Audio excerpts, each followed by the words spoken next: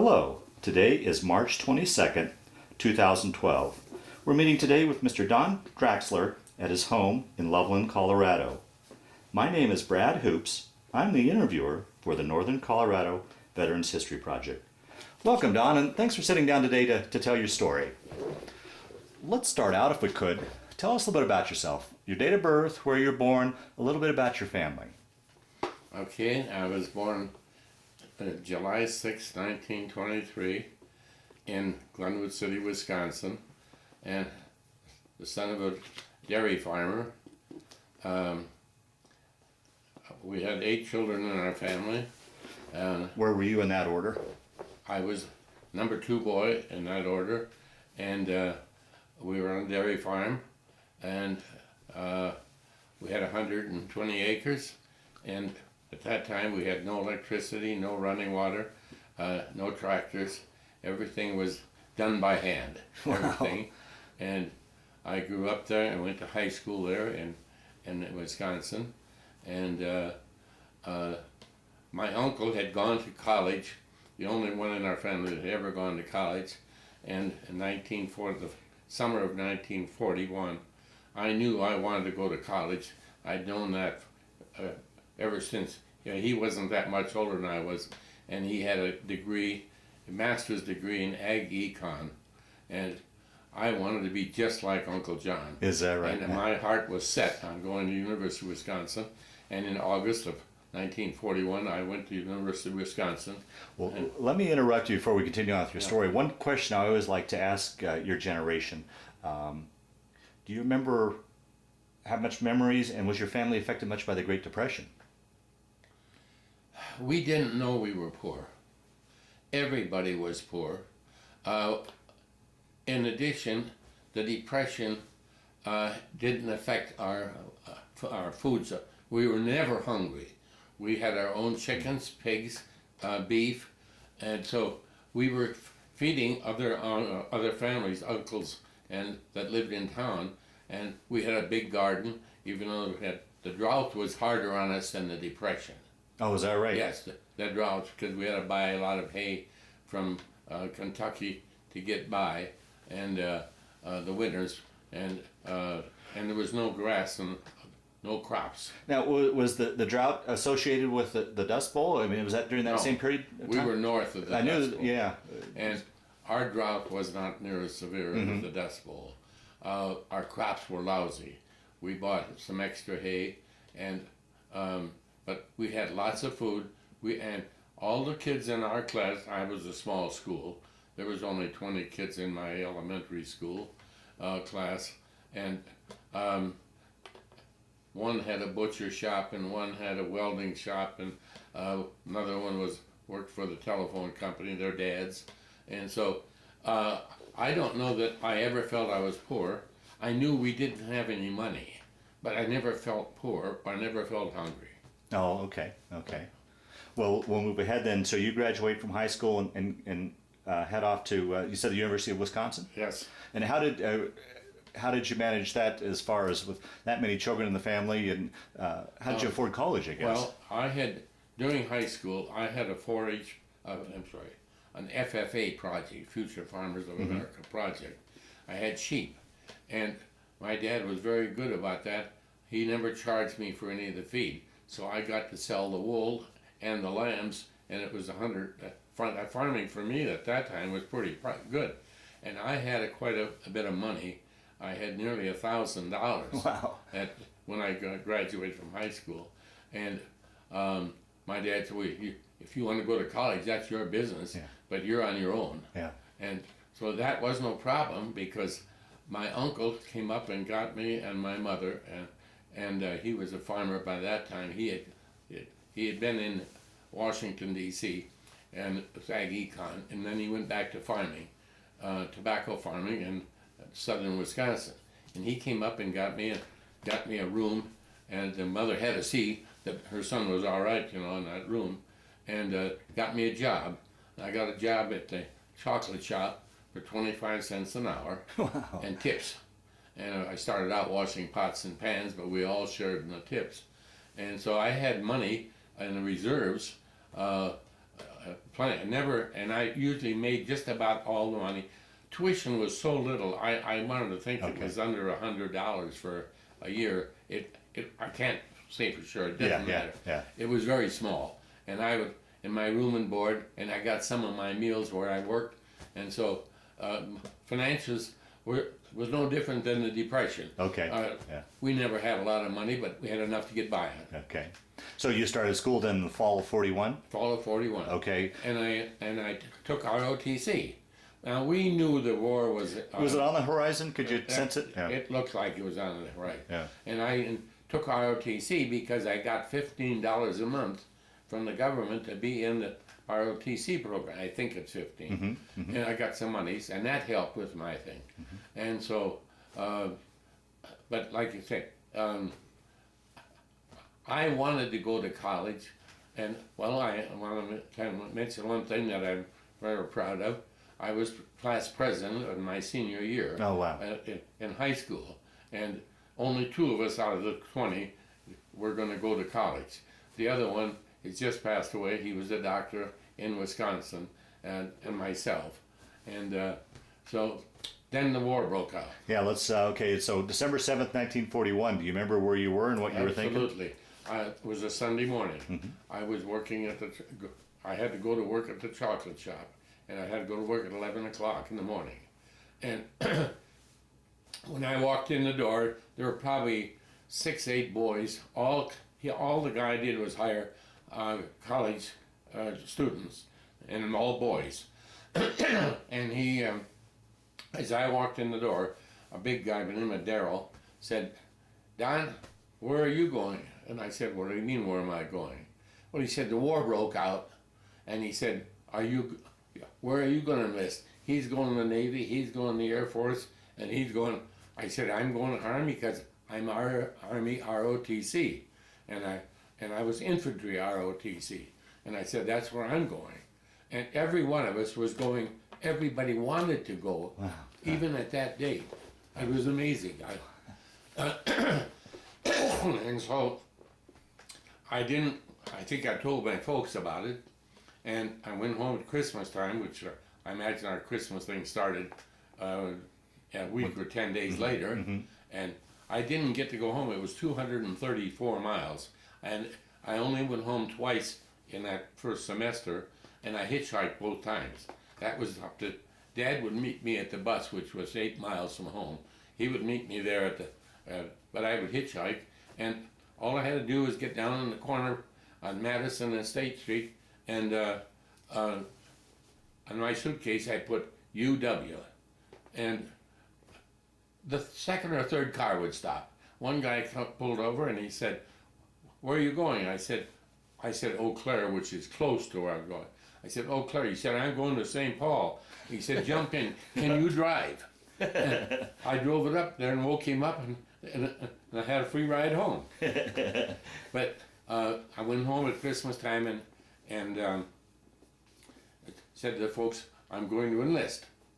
And my dad, who missed World War I because his father had passed away, and he had to stay home on the farm, same farm where I was raised, and he said, "Son, I've been thinking of enlisting because your older brother wants this farm, and he's 20 years old, I was 18, and he wants the farm, I don't, I want to go in the service," and Dad was in his early 40s, and he said, "Would you go and enlist with me?" I'll be darned. And I said, "Yes." And we enlisted. I said, "I have some cleanup work to do in the end of the semester," and we enlisted together in February of 42. I'll be darned. And then we went to Fort Snelling, Minnesota, where we enlisted, and it got quite a write-up in the paper, and then we got on a train and we went to Texas to Camp Roberts, California. The both of you together at the same? Together. How much soon after you guys enlisted did you ship off for boot camp then? 10 days, 2 weeks.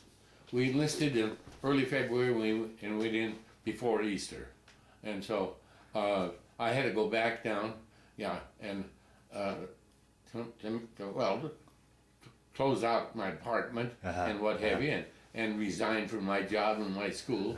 But then we got on the train. Well, I'm sorry to keep interrupting here, but what'd your mom think about all this? Not only her son was enlisting, but her husband. What? My dad was a very domineering person, so mother never questioned his decisions. Oh, okay. And when she never, I don't think, he always said, we're going to do this. And she said yes. Now, there was 6, 7 kids at home. The little one was 2 years old. Oh, jeez. And yeah, she was born in '39. And so she was just a little bitty kid. And I don't remember the mother ever said anything. And yeah, so Dad was so happy because he wanted to enlist, but now he had a chance to go together. I'll be there. I never thought much about it, until I got in service and looked around. Your dad is here with you, Yeah. you know? And we went through Phoenix on the way to Camp Roberts, which is in central California, in the valley, or close to the shore. And that's the first, I couldn't imagine that any place in the United States, I was 18, any place in the world would have green grass in February. And here were these beautiful lawns and what have you. Well, we got to Camp Roberts, California, which is by Paso Robles, and that started our 90-day training. And we completed we were in the same platoon, but in different squads. And both of us became squad leaders. He because he was mature, and I because I had ROTC training. And in a matter of days, they picked up that both of us, so we became squad leaders in the same platoon, which became very competitive. Now, how did he do? How did he manage? I mean, here's this 40-plus-year-old guy with a bunch of teenagers. Was he able to keep up and with the training and such? Sometimes he would carry my pack when the trip got too heavy. Oh no, he wasn't that old. The strong old farmer. Oh yes, yeah. He was a strong old farmer. And one time, it got awfully hot out there, and one time we were digging and what have you, kind of a morning after thing too, and I was hurting, and he said, "Here, son, you take mine and I'll take yours and finish it up for you." But we weren't together as such. We were in separate squads in the same barracks, but we didn't do things together. And we were never treated as a father and son. It was Don and Louie. Yeah. And everybody knew that, but that was the end of it there. And boy, that is such a unique story. I mean, how many father-son combinations were there? I mean, I've done a whole bunch of these interviews, and I've never come across it. Very unique. Well, and nobody, well, just as you said, 43-year-old man. Yeah. And he said, hell, he was more physical than I was, and I was 18. But we had a lot of older people in our unit. I say older, a lot of 20 and some 30-year-olds. And they were mostly draftees from the Fort Snelling area. And the reason we were in the infantry, we tried, Dad wanted to enlist in the Navy. And the Navy said, no, and we promised Mother we would stay together. And the Navy said, no, you can't, you're two separate things. We went to the Air Force and they wanted no part of saying we will keep you together. Because I wanted to go do one thing, and a 43-year-old can't, wouldn't. So the infantry would take anybody if they were warm at that time. The war was on. And so we said, yes, you can stay together. That was one of the rules we promised my mother. That's her mother. We promised her that we'd stay together. And then when we graduated from our 90 days, then it was March, April, May, June, the first part of June.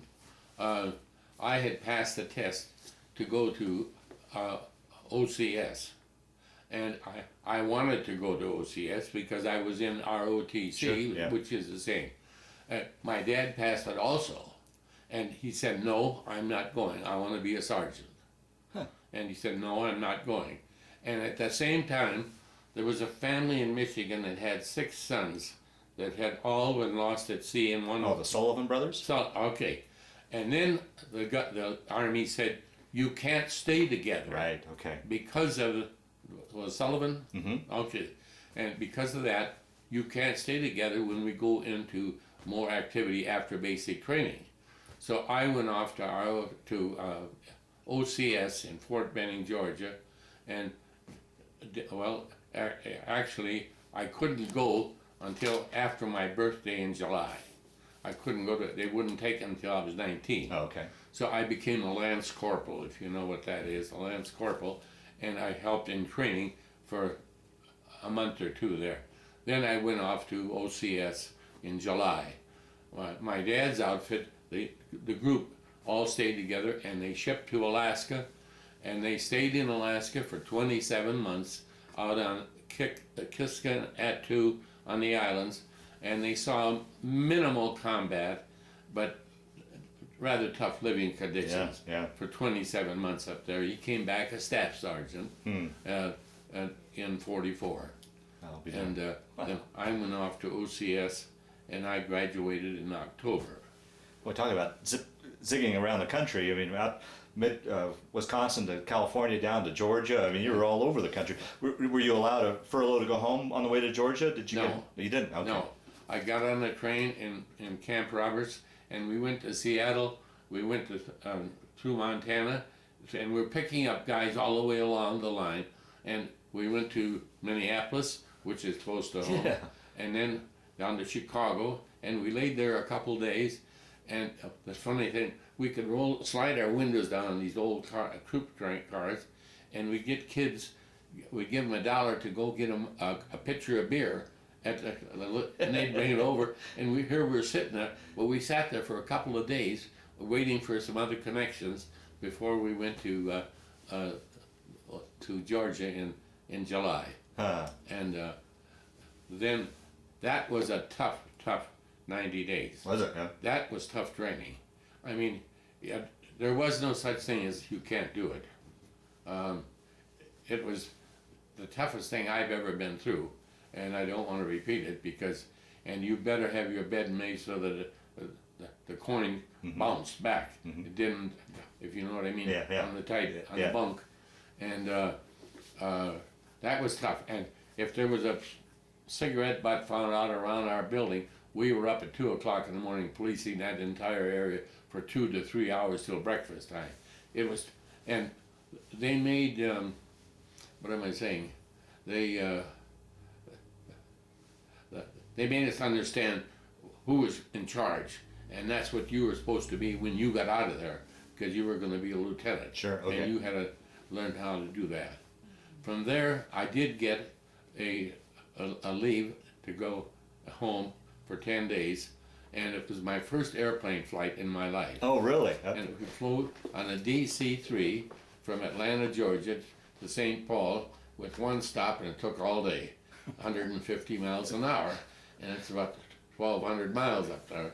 And so, but I got my first airplane flight and got 10 days leave, and then I got a chance to see my high school girlfriend, who I had dated quite a bit in my senior year, and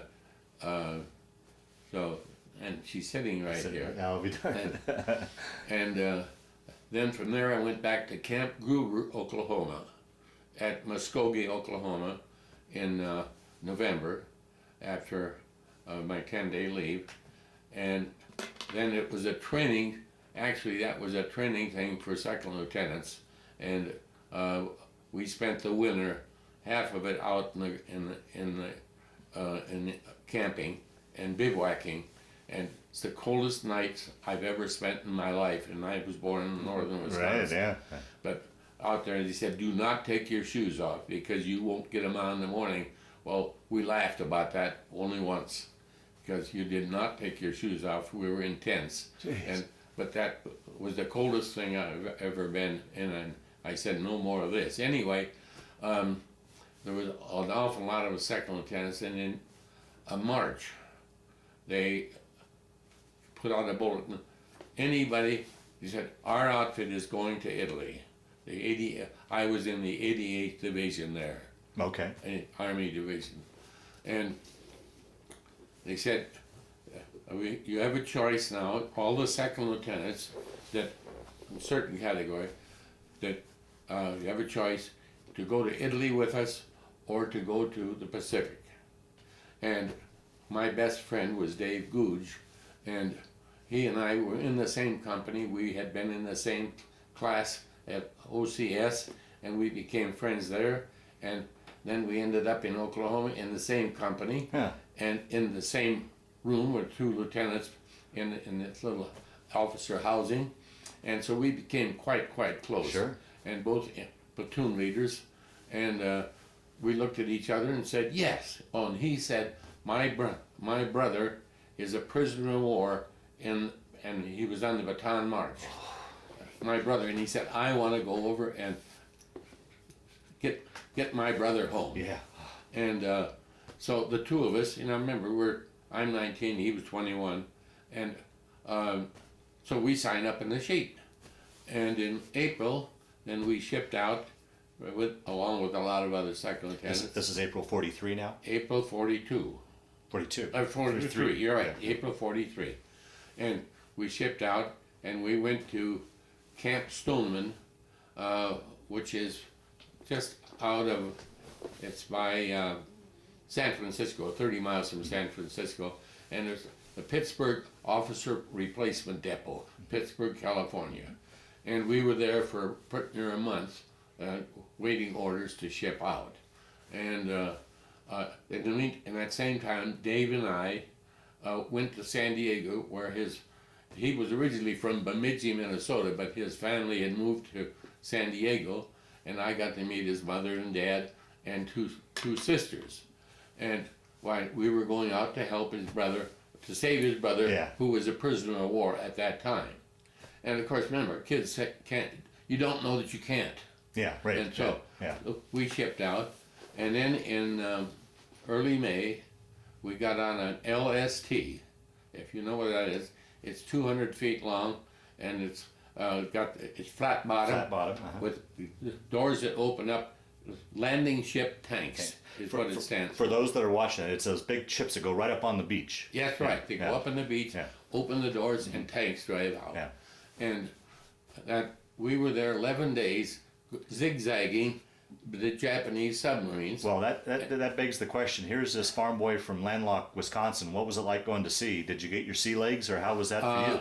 I got, we had a song, so we went under the Golden Gate. We talk about that feeling, because a lot of guys talk about going under the Golden Gate. We loaded out of Camp Stoneman and went from Pittsburgh to the... By that time, it's all full of second lieutenants. There was 180, I think, second lieutenants going to Hawaii for help with the war. And somebody had come up with a song. Let's see.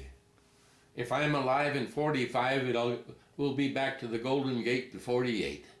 Yeah, but that's part of it. That's all I can remember. Yeah. If we're alive in 40, that was only 2 years away. Yeah. If we're alive in 45, we'll be back to the Golden Gate in 48. Wow. And I got deathly sick that first night. Well, how about, we'll talk about that, but what do you remember your feelings as you're going under the Golden Gate? I mean, you're going off to the unknown, and I know a lot of guys talk about that was a symbol as they were going into the Golden Gate. You remember? I don't recall anything now except we're singing that thing.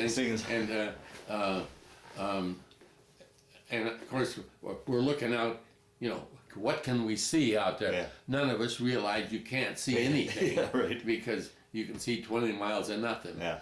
And but I don't recall any particular feeling of going under the Golden Gate, but except it was the first time I saw it. Yeah. And Dave had been out there at the Presidio, which is by the camp, and he'd been at the Presidio, so he knew about that. And he was so now remember, he's 2 years older than I. He was my leader. Yeah. And we were 11 days on that LST. I got deathly sick. Yeah, I want to understand some way, just a certain little ways outside San Francisco, the waters get pretty rough, and this is a flat bottom. Yeah, flat bottom. Yeah. And my bunk was in the bow, and it did nothing but flop, flop, flop, and all night, and you stayed by your bunk because there was nothing else day and night or close to it. And I got so sick, but never again.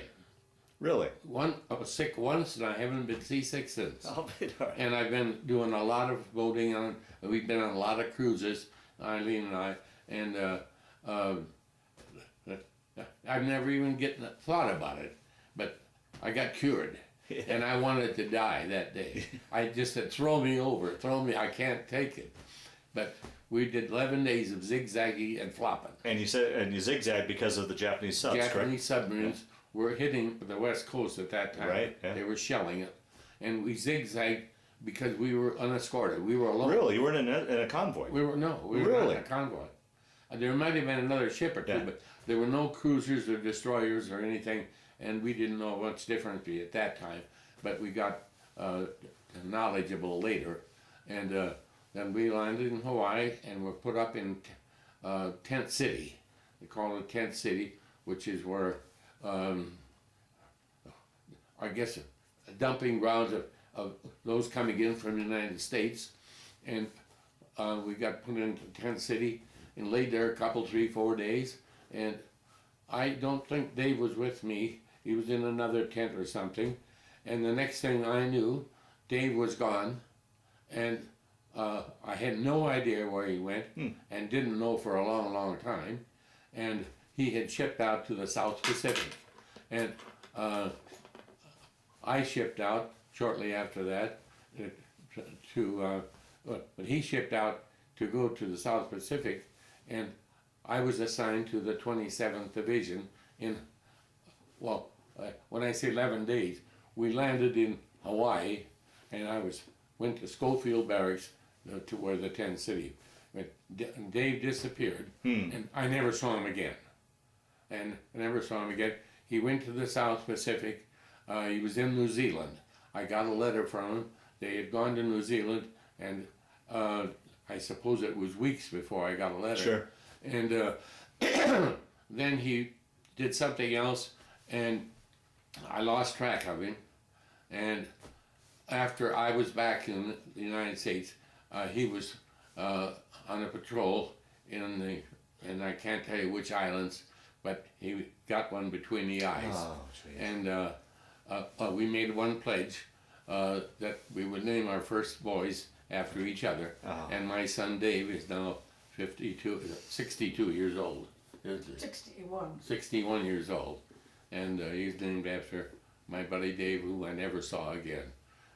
But I did stop and see his family after the war. I went and saw his mother and sisters. And anyway, I was assigned to the 27th Infantry Division, which is in Upper New York, Albany, New York, National Guard Division. They were in Hawaii before I got there, and doing guard duty on the beaches because the Japs had been there and with their submarines and what have you. And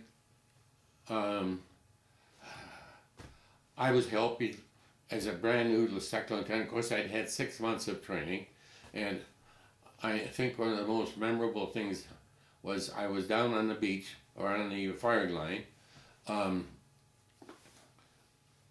with a couple, 3 sergeants and 30 draftees, recruits, and if you didn't hit the target, you weren't necessarily going to be accepted to go to combat. And so these guys were smart enough to shoot at each other's targets purposely. Yeah. And I was having a hell of a time, to be honest with you, to try and get these guys to fire, because they knew if they did a good job, they were going to go down in the islands. And our colonel was Colonel Cornett, and he was 6'6", and he was from Kentucky, he said. And he drove up, and he was up on the bank, and I'm down here with the men, and I ran up there and I said, "Lieutenant Draxler reporting, sir." And he said, "How are you doing, Lieutenant?" And he had a swagger stick and 6 foot and leather boots. And I'm looking up, and he was taller than the ceiling. Imposing man, just this opposing figure. Yeah. And a big man besides. And I said, Colonel, I can't make these men fire. And he told me something I've never forgot. It's been the most important thing in the rest of my life. He snapped at attention and he looked out straight ahead and he said, Lieutenant, there ain't nothing you can't do if you fix your mind to it. Now get! And I got news for you. Those men fired. Is that right? Those men started firing just shortly after I got back down on the firing line. Wow. I never forgot what he told me. And anyhow, then in the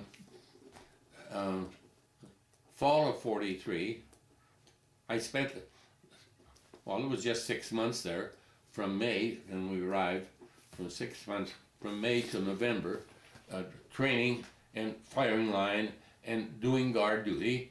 We'd have 2 men out and 2 men back, 4 men back, and 4 hours up and 8 hours off on the beach, on the thing, night and day, and of course mostly night, and that was boring and scaring and what have you, but everybody was in the same boat, so nobody was, and then November, we prepared to go down to combat, and we loaded up, and I can't give you the exact dates. That's fine.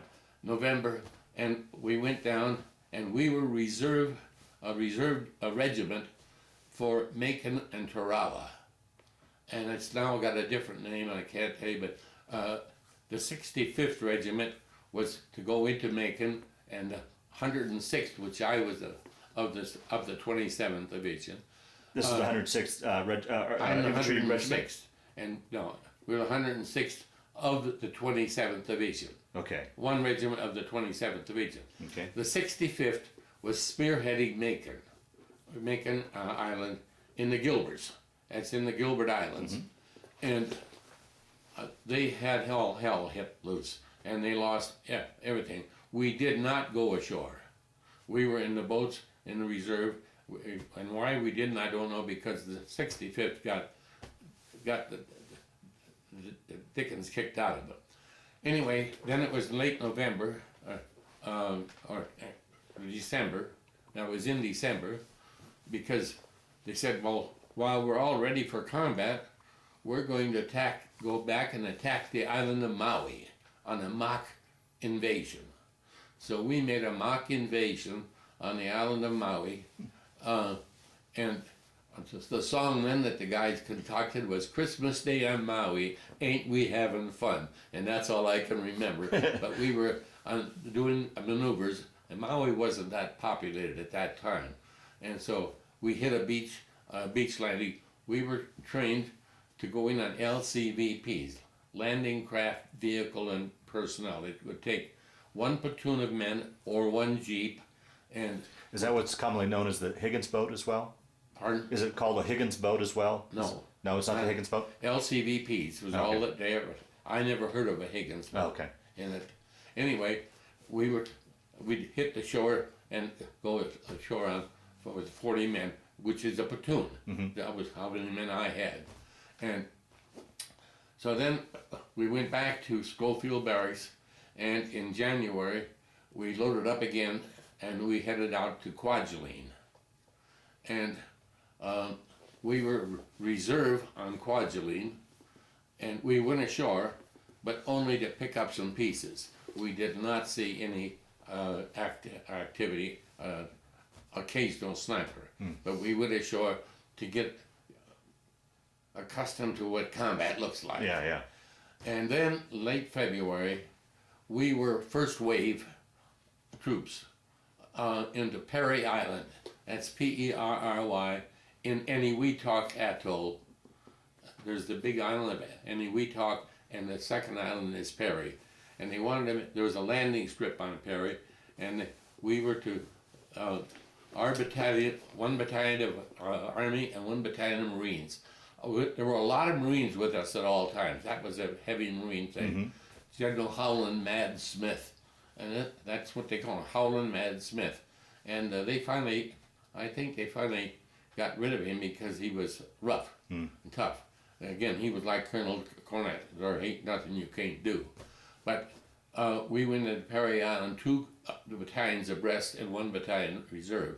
And we went to and the island was a mile and a half long and a half a mile wide, flat as a pancake, and high tide it wasn't smaller. That's just, and it was solid brush and coconut trees with an airstrip down the middle, a mediocre airstrip for the Japanese. And we wanted it, I understand, for a landing strip for any Wetuck atoll. Anyway, I was Company C, and Company C and Company B went ahead. It's always two ahead and one back, two ahead and one reserve. So the two companies went ahead and one back, and B Company got literally wiped out going ashore. What they didn't know is there was a reef, and our LCVPs hit the reef and could go no farther. The water was 4 feet deep, and we waded 100 yards or so in, spread out, walking in. My platoon never lost a man, not a shot. But we weren't in where the machine guns, when we got up on shore, when we finally took the machine gun things, where for some reason or other, where my LCVP landed, they didn't have any direct fire, and we came ashore. Now, it wasn't long before we got into the fire because we had to take out the machine guns, and we had maybe half the men left in an hour. Oh, gee. We lost. Now, remember, the Japanese do not shoot to kill. They shoot only to wound because it takes 7 men to take care of a wounded man and nobody to take care of a dead man. So they try to win you. And so we got ashore, and then it was solid brush, and it took us 2 days of night and day fighting. The two battalions went in and turned, one went left and one went right, and we had a half a mile to go in 2 days, and we didn't lose that many men. In my platoon, I don't think I lost over 5 or 7 men. I was very lucky. I need to tell you, one of the funniest things that's ever happened in my, it wasn't funny then, it's funny now. Yeah. But the first or second night, we spent 2 or 3 nights in solid combat before we had wiped them out. When we wiped them out is when we pushed them into the water, and we were shooting them, and the water was red. But they were backing up, and of course there's still a lot of snipers all around because there were so many coconut trees and brush, and we had little bitty DC-9 9 tanks, well, a one-man tank, and that would break through the brush, and then we could follow through that. And anyway, the funniest thing happened on let's say the first night. We dug slit trenches to lay in, and the Japanese would be in trees. And then if they threw grenades down, it'd have to be a direct hit. So it'd hit over here, and you're down in your head in defilade. So I'm laying there in this slit trench, and my sergeant, my most famous sergeant, Sergeant Tony Latanzi, who was with me all the way through until I got, but he was over here and I'm over here, and our guys are scattered, and we try to keep men solid so the Japs can't walk through and get behind our lines. And somebody stays awake all night. Well, we're laying there, and every once in a while there'd be a pop, pop, or a grenade go off, and you laid on your back with, officers had little carbines, and I laid my back with my carbine like this, and something rolled in to my slit trench. And I'll take it back. I'll tell you, it's reversed. The next thing I knew is somebody's on top of me, and I'm trying to get my gun, and Tony says, "It's me, Don. It's me, Don." And Tony had felt something roll into his slit trench. He thought it was a grenade, so he wanted to get in bed with me. And morning we laughed because there was a rock. Where it came from, don't ask. But that's funny now. It wasn't very funny then because I knew I was a goner. You know, when he goes, and Tony was big, he's your size. Anyhow, well, let me ask you, during this time, did you take precautions to strip away the fact that you were a lieutenant? Because weren't you would have been, as an officer, would have been a target for these snipers. Did you take off your stripes or anything? Or? No identification. Yeah, okay. No IDs. Yeah. No, we were all the same, and I'll come to that later. Okay. Anyway, the second day, our captain, Captain Bob Bates, and myself, and our 2 dog robbers. Now, we call them dog robbers in those days. Every lieutenant or every officer had a PFC who was running with him. Okay. Stayed with him, carried his pack, run the errands for him and what have you. We call them dog robbers, and I don't know where the name came from. But the 2 dog robbers and the captain and I were in a crater hole. And as we were trying to move in the second day, going up. And all of a sudden, I'm laying over here, and somebody said, "Oh God, there goes Drax." And they thought I was hit. And I shook my head and I said, "What do you mean? I'm okay." Well, Bob Bates got hit, but he lived, and my dog robber was killed. I don't know what happened to the other one. A shell landed right on the edge of the crater where we were in, geez. And some shrapnel got him.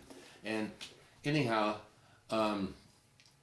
then we cleared the island in the third day. You were uninjured in that? Yeah, I couldn't hear. Oh, okay. My hearing was kaput because of the noise. Yeah.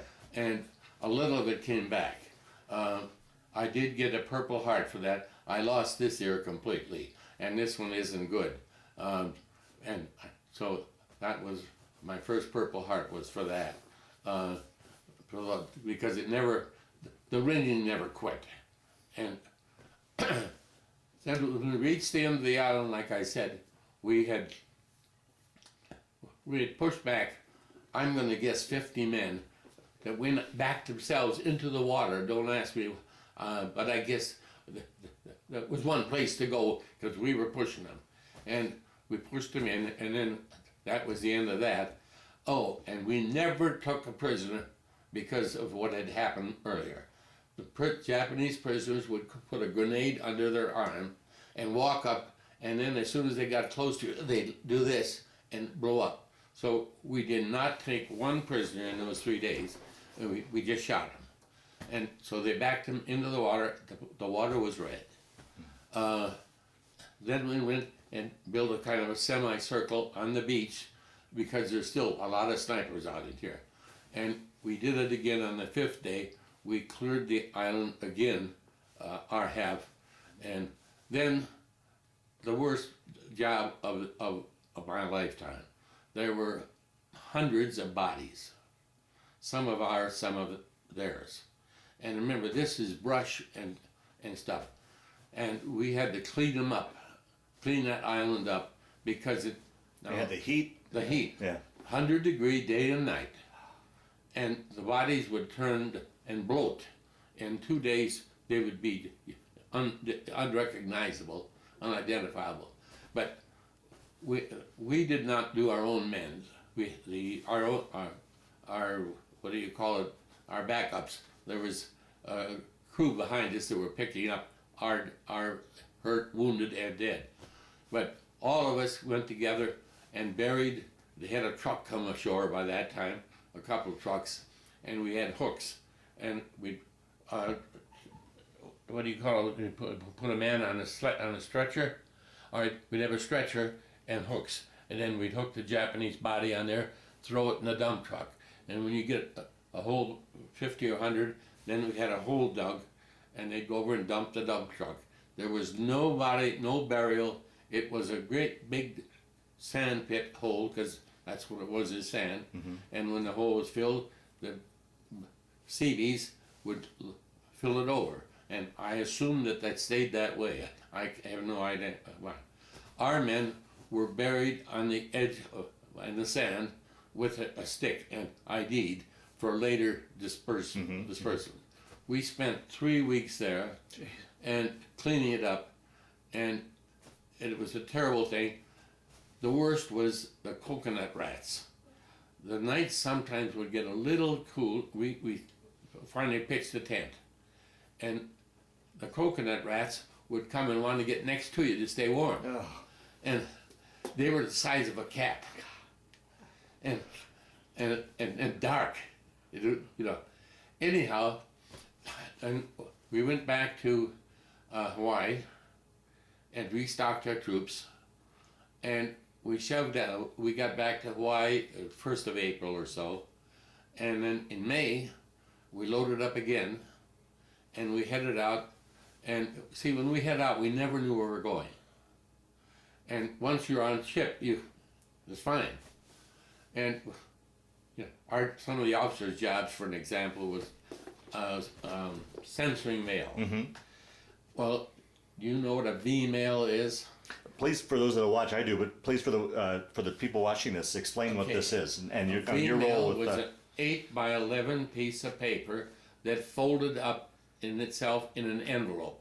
You could write on one half, on the outside, on the inside of the V-mail, and then you'd fold it up, and first they'd give it to the officers to censor. Well, these guys would write some things in there.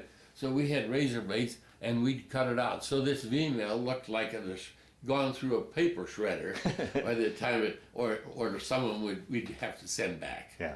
But we'd censor mail, we'd play poker, and I remember one of the last nights when we were on Any We Talk, we had been on, for 3 weeks, we had been on Army, on combat rations. A D ration, a K ration, and a C ration. Some of the C rations were metal cans, crackers, and then stew, or crackers and spaghetti. Some of the cans were dated 1918, but they were fine. Now the C rations were our best ration. The K ration was fairly good. It had crackers and some meat and cigarettes. The D ration was nothing but a great big Hershey bar, a chocolate bar. That was, you got one of each of those for a day. And we were on that for 3 weeks or so. Well, the colonel announced that there was some fresh food coming ashore, out in the tent. And he said, anybody caught going in there, now the fresh food was canned Spam, or there was no such thing as fresh food, but we called it fresh because we'd been on this thing. Anyway, Colonel announced, he said, anybody caught going in there will be court-martialed if stealing at night. So this one night, we're sitting in a tent playing poker, and there's 5 officers in our company. I think there were 2 or 3 of us left, and one that was left, or one of the extra, was the Catholic priest, Father Duhart. And Father Duhart became an archbishop in Thailand. I'll tell you what that'll later. But later on, I kept in touch with him. But he was a 25-year-old Catholic priest. And we're sitting there playing poker and kneeling down in the tent playing poker. And he said, I'm hungry. Why don't you, Don, you're the mess officer. In addition to being a platoon leader, you had other duties. And this particular time, I was mess officer, and then there'd be a supply officer. What? So I was mess officer, and I was in charge of the kitchen, too. And he said, Don, I'm hungry. And, oh, they had chips and bread ashore, and the colonel had said, there's bread and fresh Spam, canned Spam, and nobody, I'll court-martial you. He said, go down and get, they had something, big lot of bolognas, and I'm not going to tell you what they were called because it's not a very nice. Anyhow, big bolognas and smoked and Spam. He said, go down and get one of those bolognas and a loaf of bread. And I said, you heard what the colonel said. He'd court-martial you. And I said, besides, Father, that's stealing. He said, go get it. I'll say, I hear your confession, because I was Catholic also. And so we laughed and joked. And Father Duhart became an archbishop in Thailand. And before he died, I wrote and said to him, how come there's so many Catholic priests and archbishops in Thailand? I thought that would be of the Buddhist. a Buddha religion. He said, you don't know your history very well, Mr. Draxler. He said, Thailand was a French province and it's all Catholic. And I never knew that, this was just a few years ago. Yeah. We heard from Father Duhart before his nurse or his secretary said he passed away. But he was 5 years older than I was. Sure. And so anyhow, then we went, May we loaded up and went back down. And this time we were going to Saipan, Guam, and Tinian. Oh boy. Now, our outfit was to Guam. We weren't first wave there. We went in the second day on Saipan, and we had very little, no problem going ashore on the LSVPs. We got ashore, but we went into a little town of Garapan the first night, and it was leveled. The town had been, the Americans' artillery from the ships leveled everything ahead of us. Remember, that war, if it moved, you shot it. There was no such thing about wondering, is it enemy or friendly? If the civilians, sometimes, on any we talk, they were fenced in over here. The Japanese fenced them in before we came ashore. I never saw a civilian on Saipan. Where they were, I don't know, because I wasn't on there that long. But when we went ashore on Saipan, the first night we were in Garapan, and my platoon was around a building that was a jewelry store. We were laying among Pacific or Japanese jewelry or Saipanese jewelry, whatever, and there's no point in picking it up. What are you going to do with it? You know, you're lucky to have what you had. Yeah. And so we're laying around there, and anyway, we had minor combat. Then we took the airstrip, the big airstrip there, and then we tried to get up Mount Tapachao. Now there's, when I say we, there's our division, the 27th Division, another Army Division, and one or two Marine Division. Saipan was 25 miles long and 12 miles wide, and is a huge volcanic mountain. I mean, high. And it was fairly steep going up, And getting the flat ground was no problem. The Japs retreated to the higher ground or the other end of the island. I don't know which. I don't remember having lost over one or two men. One shot himself in the foot, and the colonel said, "You're going to Fort Knox," and he said, "You're going to spend a lifetime there," because he shot himself in the foot, so he wouldn't have to go any further. And this was just before we started up the mountain. The first day up the mountain, we moved along pretty good. Again, 2 companies up, 1 back. 2 platoons up, 1 back. And we'd been on shore, again, 100-degree heat, everybody, and anyway, we're halfway up the mountain, and we found that the Japanese dug holes in the mountain, in the rock, and they would have a machine gun on a little train rail, and they would and have doors that were camouflaged that looked like it was rocks and weeds and brush, and not a lot of thick brush. Yeah. It was fairly open, but they would open these doors, roll the machine gun out, and go brrrr to the box, and we'd be down there, and they'd pepper us, and by the time you found out where it was coming from, they closed the doors. And most of the machine gun nests that we got, there were 3 to 5 men in a cave, and always a woman. Always a woman. I understand later that they were Korean slaves, Korean women that the Japanese, one for each squad or whatever. And anyway, this on June 26th, you remember? 26th. June 26th, I'm a reserve company. I'm back. And I say our company. What was left of us, of our company, probably 60, 65 men. I'm the only officer left now. Jeez. And but this was after 10 days of slow fighting, sniper here, sniper there. But the two companies were trying to advance and they could not move. They were pinned down every time they got up, brr, brr, and they could not move. And so Colonel Cornett said, got me on we had a squawk box, a walkie-talkie the size of a cigarette carton. And my squawk box went off, and he said, where are you? And I said, I'm over to the right in Defilade. And I said, we're underneath a big, and I can't think of the name of the tree. They're over there, huge umbrella trees, and they're real thick things. And anytime you went under a tree, you fired 100 or 200 rounds because the snipers are tied up in the trees. Anyway, the guys fired this tree out. We were there in Defilade, waiting and hoping to be able to shoot crossfire.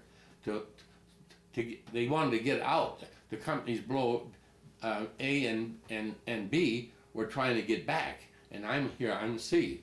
Anyway, the colonel says, where are you? I need some help. The B company's pinned down and can't move. And I said, I'm under the tree here. And I no more than said, I'm under the tree, and brr, I got hit 3 times. Twice in the arm and once through the side, in my side. The sniper had waited to see. I laid out my map and I told him where I was, and then my guys fired and brought him down. Well, I had the blanket he was wrapped in up there for years until she threw it away. Ilene threw it away. He had a briefcase with him and gloves, and they're in that box right there. They took them away from me, and then I got them later. But I got hit then, and they put me in, we had some medics that followed every company. Yeah. The medics grabbed me, put me on a stretcher, and to carry me down to the battalion headquarters, which is where the medics were, the main medics. And another sniper started firing. I jumped out of the stretcher and ran ahead. I said, he's not going to get me twice. Now, I did not feel a thing. That was going to be my question. I mean, for a person who's never been shot, what's it like you couldn't feel that? Were you just on adrenaline or what? I was kneeling on the side hill. I was kneeling with the map. And with a walkie-talkie. And I was kneeling on the thing, and my famous Sergeant Tony Latanzi was standing beside me. And I said, what happened? Next thing I was sitting down, facing the other way. It hit me and whirled me out. I never felt a thing. Isn't that something? I didn't feel anything. I had nice wounds, one through the arm, one through the elbow, and one through the guts. And this one didn't hit anything important. Wow. And so then the Colonel Cornett, Tony Latanzi took over the company. And I'll brief you on him quickly.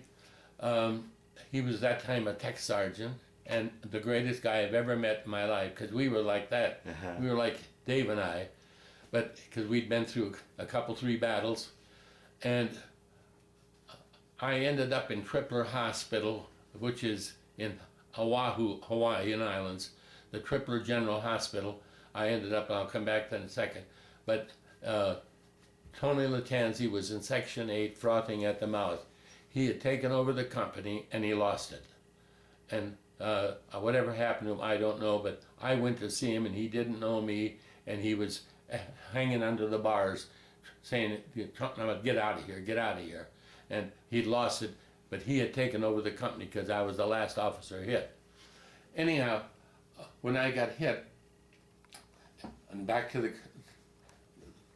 the company, battalion aid station. They put me in a Jeep, and I'm one of the two in the hood and two in the back. So it took four of us, and we were going down a little mountain. It's like a Jeep trail. That's all it is. And down, down, down, and put us in a tent hospital down on that airstrip I mentioned. Mm-hmm. That they put up a big tent and dug slit trenches, and every patient was in the underground, in-ground. So there was slit trenches inside the tent? Yes. Okay. And so that if they shelled the tent, it'd have to be a direct hit to get you. Okay. The only people above were nurses and orderlies, what have you. But if we wanted a bedpan, if we wanted a water, we hollered at the nurse. The patients stayed down under there. I was down there for 3-4 days, and this gave me no problem, and it never did. It went in here on the side and came out right next to the spine, missed everything. Oh, jeez. Now remember, Japanese were using 25 caliber hot point bullets, so they just go through. And the one through my wrist sealed, and the one through here hit nerves, and my hand was dead. I couldn't move my hand. And it was like this, and I laid there for 3 days. He kept saying, well, I think we're gonna. Well, then the third day or fourth, he said, you're going out on a hospital ship that was waiting a ways offshore. And but laying in there, that was 3 days of hell, but we didn't mind it. Yet we weren't safe either, because the Japanese snipers could infiltrate during the night. Well then, when I got out to the hospital ship, it was an aircraft. The aircraft carrier had unloaded his planes onto this strip right by the hospital, and they converted it to a hospital ship to take the wounded back to Tripler General in Oahu. And that was a little scary. An LSVP with about 20 stretchers. All of us were strapped in the stretchers. I could walk, but you're a patient. You're in a stretcher. And they dropped a rope down over the side of the aircraft carrier with 4 rings on it, put it on the stretcher, going, okay. And that's a 100-foot ride that you'll never forget. I had to change my clothes. And when I got up there, and I never drank milk all my life because I'm allergic to it. When I got up there and laid on the deck, and the aircraft carrier have everything, They live like, he said, Lieutenant, is there anything you'd like? And I said, have you got a glass of milk? Really? I wanted a glass of milk. And so then we got back to Hawaii. From there, we went across the equator and around, because we were unescorted again. When they got the aircraft carrier full of patients, they went south and went way around by Christmas Island, way around, to avoid the submarines and what have you. And so it took us, we went across the date line and the equator and all the way around and up to Hawaii. I was in Hawaii, this was in June. I got to Hawaii in July. This is July, now we're in July 45, correct? 44. 44. And in September, late August, the doctor said, we can't do anything for you here. You have to have a nerve surgery, and we don't have any neurosurgeons. Neurosurgeons weren't very popular at that time. Said, you have to go back. Now that was makes you feel kind of good. And they put us on a DC-4. They loaded it full of stretchers, people, on a DC-4, and we left Diamond Head at sundown. And about 8 hours later, I'm laying there, and you can't move. If you want something, you holler at the nurse for a bedpan, food, whatever. The nurse comes by, and I'm awake, and she said, any problem? And I said, just one question. Do we have enough gas to get there? And she said, now you go to sleep. We were 17 hours Jeez. on a DC fall, 2,500 miles, 150 miles an hour. Yeah. We landed in San Rafael, and then they shipped me to to Springfield, Illinois, to a general hospital that shipped me to Galesburg, Illinois, where it's a neurosurgeon hospital, and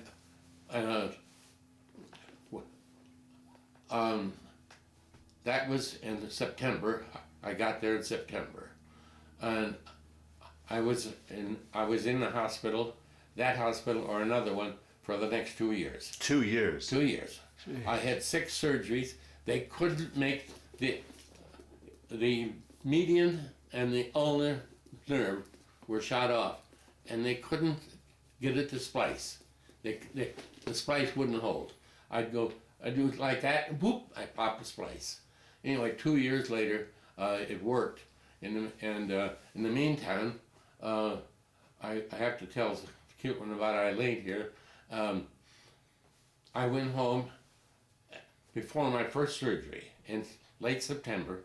I went home for 10 days, and I met my dad, who came in from Alaska, on that trip. Wow. He was coming in from Alaska on his way to Texas, and I was coming home to go back to the hospital, and then he got discharged. Anyhow, she had graduated. She was behind me in high school. She had graduated from high school and was working for Montgomery Wards in St. Paul. And she took some time off and came down, and she was a very close friend of my sister, and my folks knew her. The farms were that close together, Yeah. and everybody knew everybody. Mm-hmm. And anyway, we were out on a date one night, probably sitting in a bar drinking beer, because I'm 21 years old and I've been around the world, and and I had a thirst, and I said something about she's working for Montgomery Wards. I said, "It's none of my business, Ilene, but what do you make working for Montgomery Wards?" And she proudly said, $90 a month. And did I get that right? Yeah. And very proud. And I said, "Hey, I got an idea." I'm a first lieutenant by now. I said, "My officer's wife allowance is $130. How would you like a $40 a month raise and get to sleep with me?" And she said, "Sold." And we got married that fall, and we spent nearly 2 years in the hospital. And in fact, our oldest daughter was born when I was on terminal leave. But anyhow, there were 6 surgeries, and it was just hard for them. They finally got it, and the hand is numb, but it's got feeling. I mean, it's got strength, and you can push a needle and it doesn't hurt. Really? But I don't complain. It's working, and it got me this far. I'm 89 years old, so. Did you ever get any disability for that? Oh yes. Okay. Oh yes. Oh yes. I have a good disability. Okay. I mean, it started out with a few dollars a month, but they've been increasing it and increasing it. Okay, good. You know, I'm 75% disabled. Army disability. Yeah. I'm not disabled. Yeah. And then we got out, and she was pregnant. She got pregnant during Yeah, that 2 just years. like that. 2 years, she got pregnant, and we bought a house up by my uncle in St. Paul, because she said, and we were married up there. She said, "I want to live there," and I said, "I'll go back to the University of Minnesota instead of Wisconsin. That's okay." And Were you in both cases with a house and the university able to use the GI Bill for yes, that? Okay. yeah, I never got on the GI Bill to speak. I was on terminal leave, and by the time I took 2 semesters at the University of Minnesota, and I can't tell you to this day what any professor ever said in a group. My mind was not there. I flunked out. I could not. He tried to go back, but he... And then I went down and re-enlisted. Is that right? Yeah. Yeah, I he said, did. I liked it. I was there for 5 years. I liked it. And I said, and I could not go to school. Do you think it was it just the adjustment of all that you had been through, and now you're trying to adjust to civilian life again, or was it you? I could read a page of the book. You say, what did he say? I have no idea. Huh. I could not retain. I had nothing, and I said, I'm going to re-enlist because I could drop one grade and get a permanent second lieutenant grade, and I enjoyed the service. Some of it was ups and downs, Yeah. but I had many good days. Well, then we sold the house and moved back in with my folks till I got the letter of where I'm going to go, and I got a letter saying, "Dear John, you're too disabled to go back in service." And so I ended up opening up, with the help of my dad and the banker, opening up the Draxler farm store, and we ran that for about 5 years. And our second daughter was born deaf during that period. And at 2 to 3 years of age, it was obvious that she was sharp as a tack, but she was deaf. And the one doctor said, "Take her home, she's your ward for life." And I said, "My foot." Well, there's no, in this little town of Glenwood City, it's 800 people, there's no deaf school. And Wisconsin had a deaf school, but it was very, very mediocre. And we heard about other deaf schools, and I heard about the Tracy Clinic in Los Angeles, and I said, "We're going out to the West Coast where I want to live, and I sold the feed store, and I went out there and looked around, and Fresno, where we stopped to see a friend, another fellow and I, but she stayed home with us. We had 3 children by this time, and we had David. It was born. Our son Dave was born, and our 2 daughters, and we went out there. And Fresno, California, had just started a new deaf school, and I said we're going to, and we did. We moved to California, and was wonderful for 2 years. And I started selling feed, and that didn't work out. And I started another feed, and I went in the life insurance business, and it went great. And the more I did, the better I liked it, and I became an assistant manager. And then I got a notice that the deaf school was closing because a big airline company was moving out of Fresno, and there wasn't enough participation in deaf school.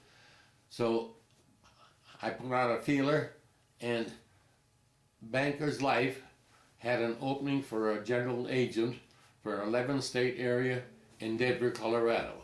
And I came here and ran the Denver agency for 5 years and had a wonderful, wonderful success pattern. And then I wanted to move out of the big city, and by now we have 5 children.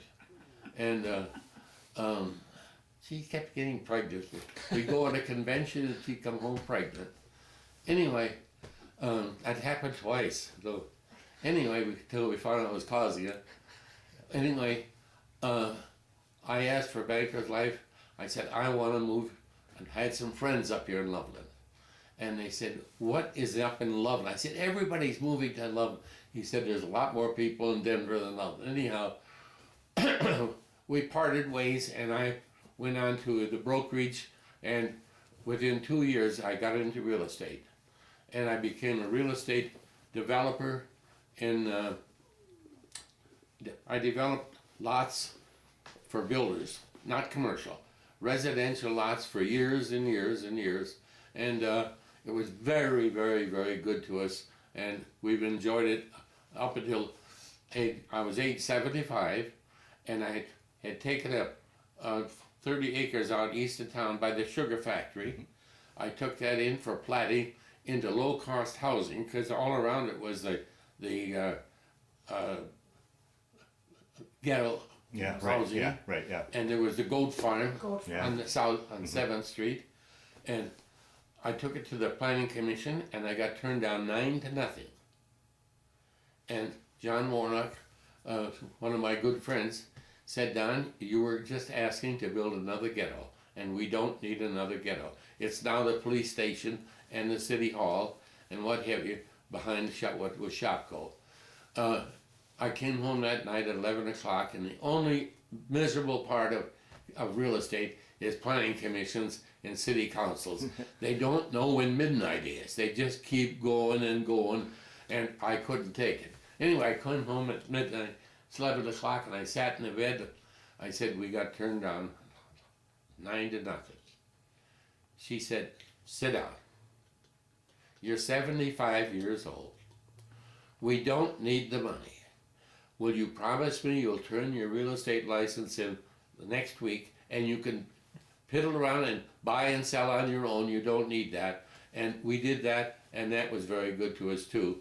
But retiring wasn't my middle name. Yeah. And it took me a while to get, I'll tell you a little quickie story that I'd go down to the office. We had we had an office building down there with 9 suites in it on 4th Street, and I kept my little office.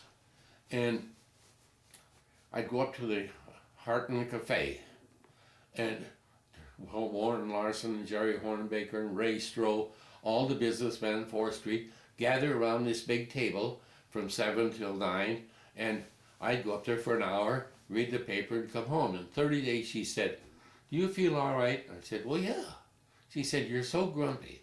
And then I realized I was becoming a bitcher, just like they came down to the table, they complained about their wife, their kids, the governor, the president, the pope. It didn't matter what. Okay. They did nothing but bitch, bitch, bitch. And she said, you are becoming a very negative person. And I formed the NBC Club, and it has dissolved this year. But 10, 12 of us went to the Widow-McCoy, meet once a week for an hour, and the NBC Club stands for the Non-Bitching Club.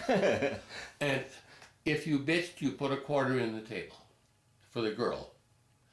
In 30 days, I had everybody cured of nobody complained. It was a beautiful rain. The sun was wonderful. My kids got good marks. And they quit bitching, except a neighbor came over one day at the table, and he laid down $2 and he said, I got to get a few things off my chest.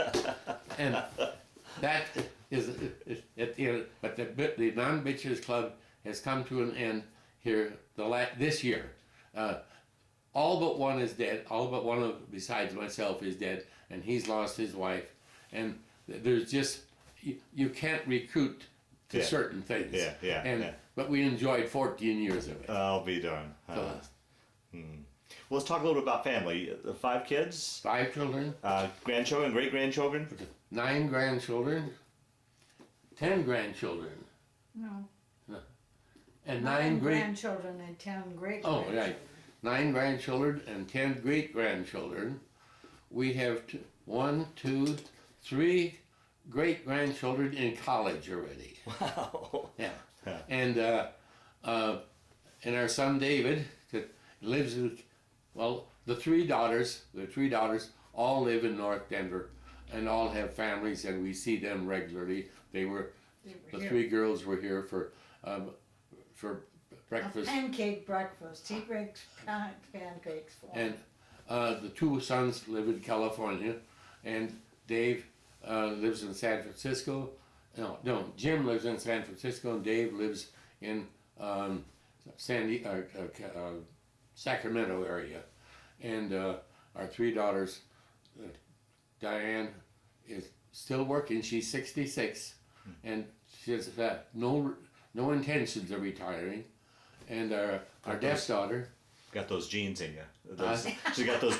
Yeah, our deaf daughter married a deaf person from at that time the best deaf school in the nation. We found out was the Colorado Springs School for the Deaf and Blind.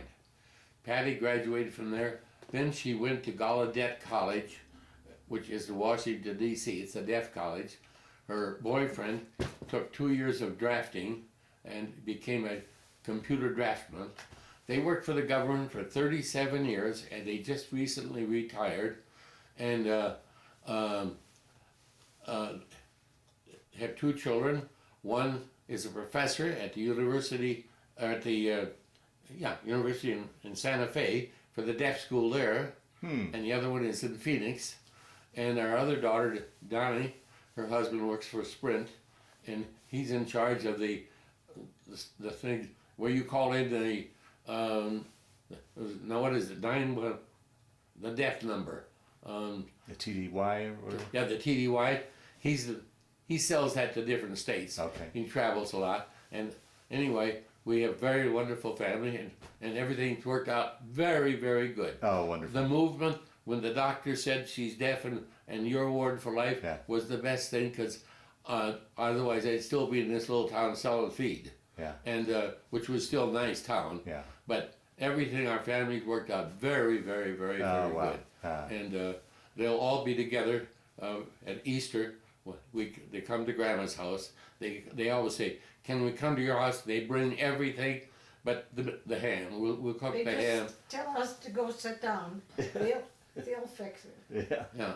And so no, we're very fortunate, a very nice family. But both of the deaf retired after 37 years on the old deaf program, 80% of your salary. And so, and communication was a little bit of a problem with her at first when she was in high school or college. How do you get we had a teletype machine, and it was so-so. When the Blackbird came out 2 years ago or 3 years ago, they took a trip with some other deaf are very clannish people. They stick together. They took a trip to go around the West Coast on this trip. We get an email message, said, "Hi, this is Patty. We just crossed into Canada on the way to Lake Louise, and later we're going to Spokane. See you later, bye." And she started riding on the back of the bicycle on the way to Lake Louise. Communication has been 100%. See, deafness is not a handicap anymore. Yeah, right. With the blackberries, isn't that what they call them? The blackberries? And these kids are very happy. Well, we've got a very, very happy family. Well, when you talk about something like that, that's what amazes me when I interview someone from your generation. Everything you've seen in your lifetime, all the changes you've seen in your lifetime, from growing up on the farm to from running water to putting the man on the moon and then to these computers and email and email. Let's talk a little bit about that. I mean, today it's instant. Talk about when you were talking about Vmail earlier. Talk about communications back home. Could you explain what that was like? How long did it take to get a letter back and forth? And I don't know. I would get from she wrote to me regularly when I was overseas, and I'd end up getting 10, 20 letters at a time. Well, we'd be on combat for a while and come back, and I'd sort them out. And if we had a fight, it would be over with before you didn't have to. Well, I'll give you a communication thing. I was hit in Saipan on the 26th of June. 3 weeks and 1 day, 22 days later, the Red Cross truck or car drove into my mother's yard, and to tell him that her son was wounded in combat. 22 days. Wow. Today it would be 22 minutes. well, even that's long. Yeah. You'd say, "Hip hip, Don got hurt." Yeah. It's instant. Yeah. Where do we go from here is my question. Of course, 1886, did you know that there was a bill that came before Congress to close the patent office because everything that man could invent had been invented? And that's 150 years ago. We see things that are, but there are things we need to improve. For instance, it takes me 4 hours to get on the plane to go back to Minneapolis to a family reunion, which we just did here recently. And it only takes an hour to get to Minneapolis. There has to be a better way to travel, or a better way to get the people onto a plane than that. Herding them through the corrals. That's my only, and I'm not negative. That's my one complaint. I don't like to fly because of that. And however, when you travel with a lady in a wheelchair, you get good service on Frontier, and they're saying, "Draxler, come here," and Do you need a wheelchair too? So We always have the wheelchair waiting for me. I'll be darned. Yeah, very good. Well, let me ask you, when you're going back to when your mom got that message from the Red Cross that you'd been injured, and I'm going to open this up to you here in a minute, Ilene. Did your mom ever talk about what she was going through with you over in harm's way? Not only, I mean, because there'd be huge gaps when they wouldn't hear from you. You know, did she ever talk about her feelings were like? And Ilene, I'll ask you the same thing too. What was going through your mind when you knew Don was overseas, not knowing where he was, if he was in, Yeah.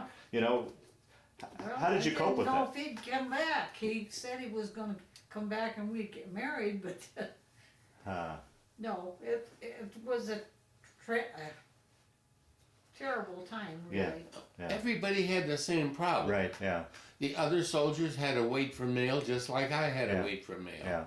yeah, So I think it was just like when you said, what was the Depression like? Yeah. When everybody's poor, nobody realizes they're Okay. poor.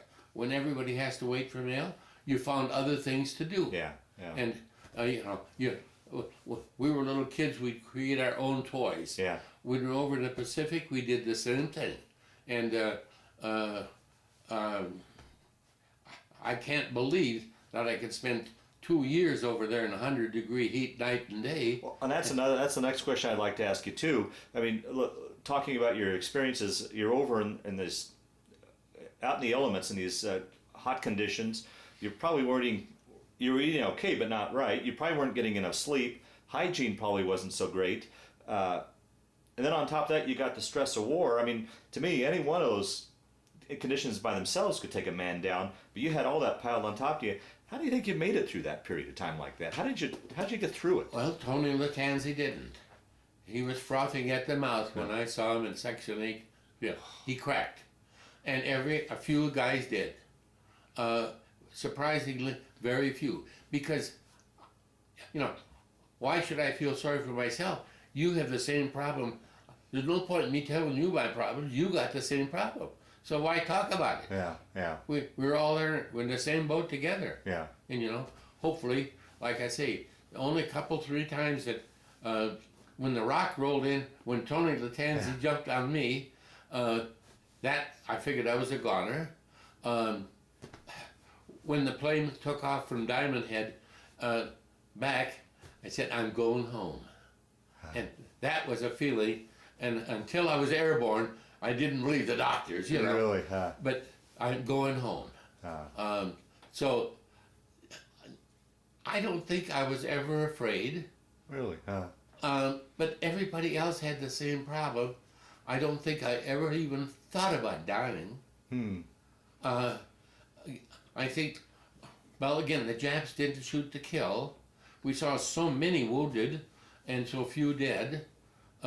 When I say we had 60 men left out of 200, probably 100 of those 140 were wounded, not killed. Yeah.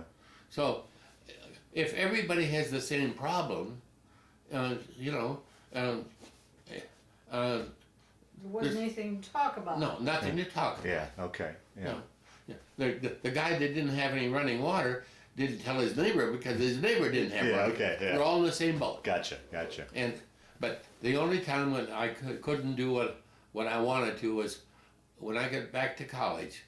I could not concentrate, and I didn't sleep well nights until they wrote that article in 2004.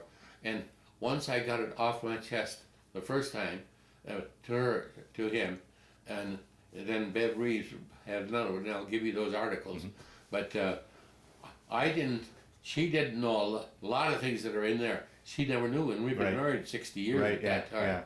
Yeah. I come across it a lot. Yeah. No, Yeah. I just say, hey, I didn't talk. How did you during that time until you released it? How did you cope? You just kept that inside. I mean, today we talk about people having the post-traumatic stress syndrome and such. But you guys came back and just went on with your lives. You didn't have any He counseling. didn't talk about it. And you just held it inside, I would imagine. And was there any way to relieve that at all, or you just grinned and bared it? Forget it. Try to forget it. Yeah. Try to forget it. Yeah. Nights were the worst. If you woke up at night with it, how would you go back to sleep? Yeah. Daytime you could find something else to do. Yeah.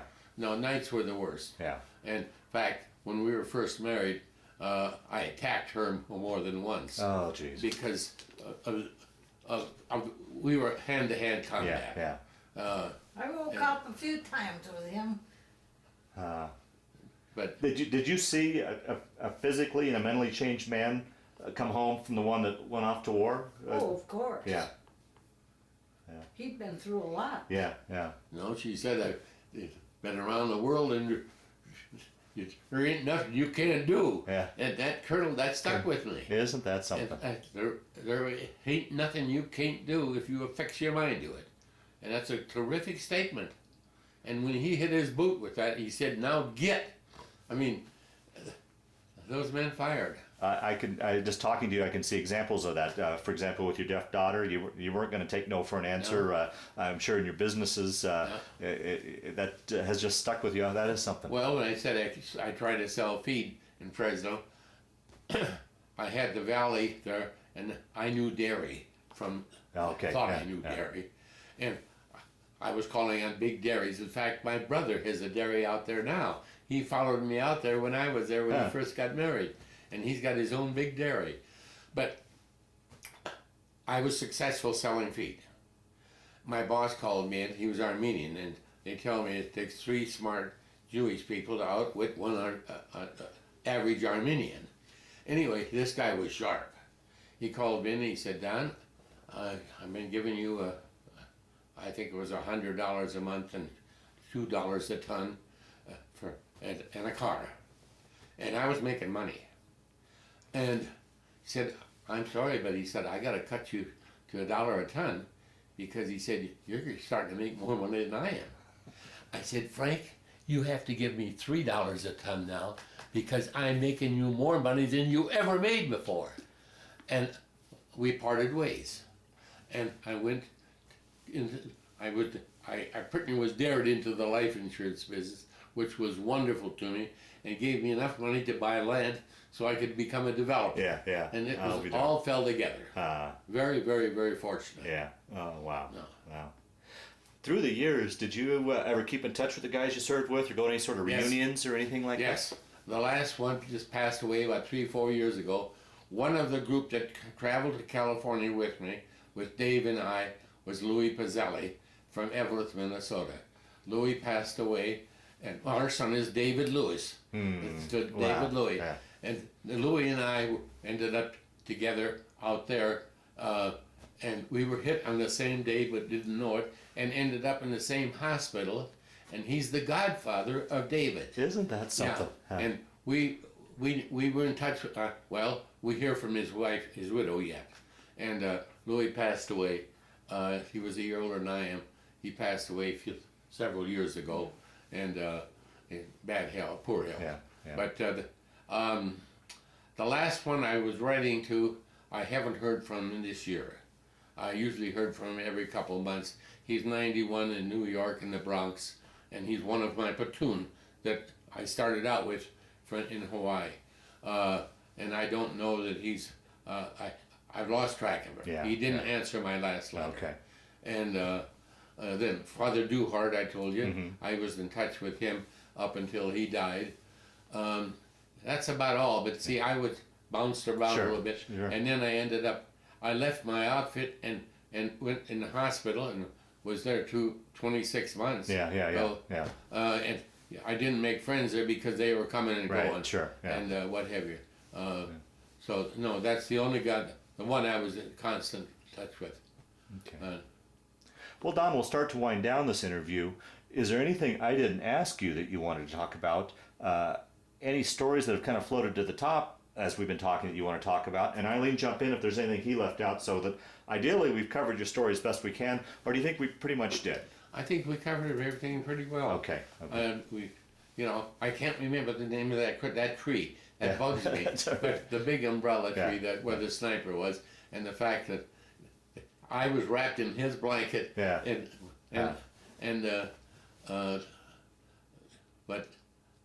No, we covered it all. Okay. Like I say, now it's doesn't bother at all Yeah, to talk yeah, about it. yeah. It sure did for the first Oh, 50 boy. years. Wow, wow. And Well, the last question I always like to ask in these interviews, how do you think that period of time played a role in your life, changed your life, affected your life, changed your thinking, or did it? Or was it just, I always ask this part, but I think I know the answer, or was it just a chapter in your life you went through? How would you answer that? changed everything completely.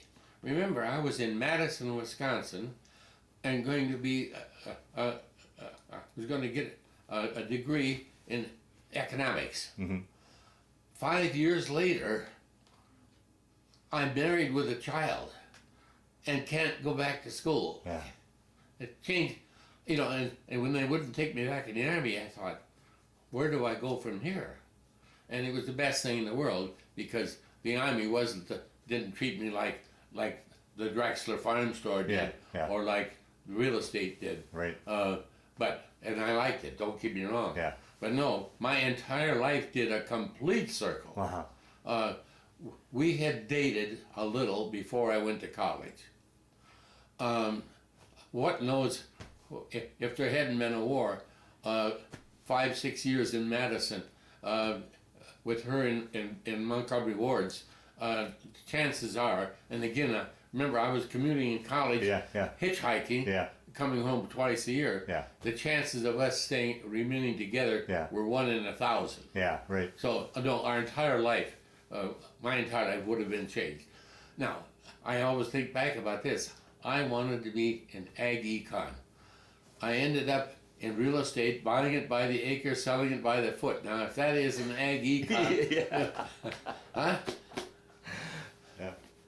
And so the real estate thing was actually what I was wanting to major in, was economics in the agricultural field. I'll be darned. Because we would buy 40 acres, 80 acres. We partner here. I had a group of partners here in Loveland in the developing thing for 17 years, and we never had an argument.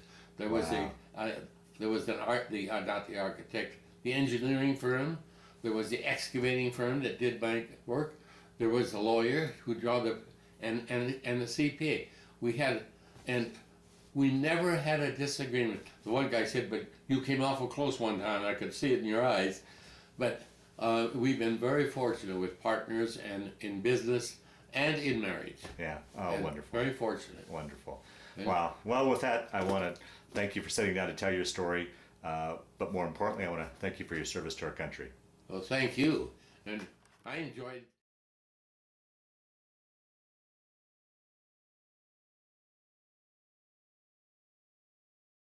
Well, Well, Don, go ahead and talk about your board here. This is wonderful. all right. My grandson Dan made this, and he had all of my World War II stuff that I had left, and he said, "Could I have that, Papa?" And put it into a glass cage, and he said, "And I'll let you have it until you're through with it or don't want it." And then he said, "Because I want to keep it after you're gone."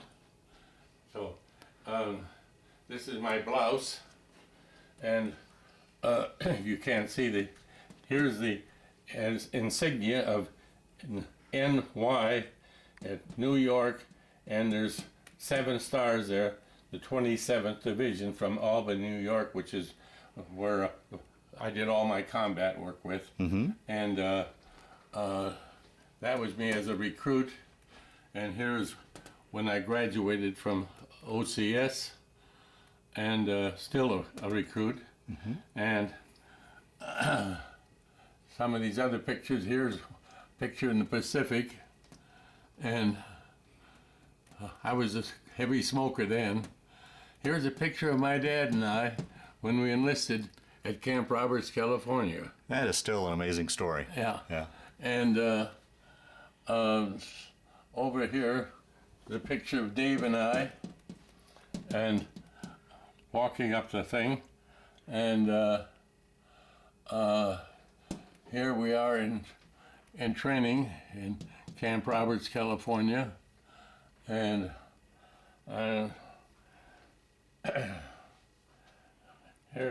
here's a picture of my wife and I and we got married when I was still in the same uniform.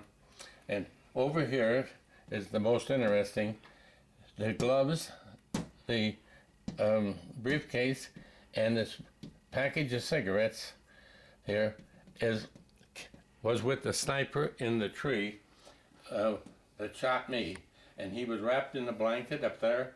He had this, and it was full of papers. We have no idea who he was or what he was, because I left on a stretcher, so I don't know. And they took this, and how it ever got back to me, I can't remember. I think that pretty much covers it. I need to mention that in addition to the Purple Heart and the Oak Leaf Cluster, that's a good conduct medal there. And this is the Central Pacific Theater. I was in 4 battles. One was first wave or spearhead. That's what the 3 stars and the arrowhead is. Okay, and then of course your combat infantry badge. Yes, combat infantry badge there, and this is the pre-Pearl Harbor because of the ROTC. Oh, okay. And that pretty much covers what I've got here, and Oh, it's a beautiful, beautiful very case. happy. Yeah. I'm very proud of what Dan did for us, and everybody that comes here wants to see that and take a look at it. So Very good.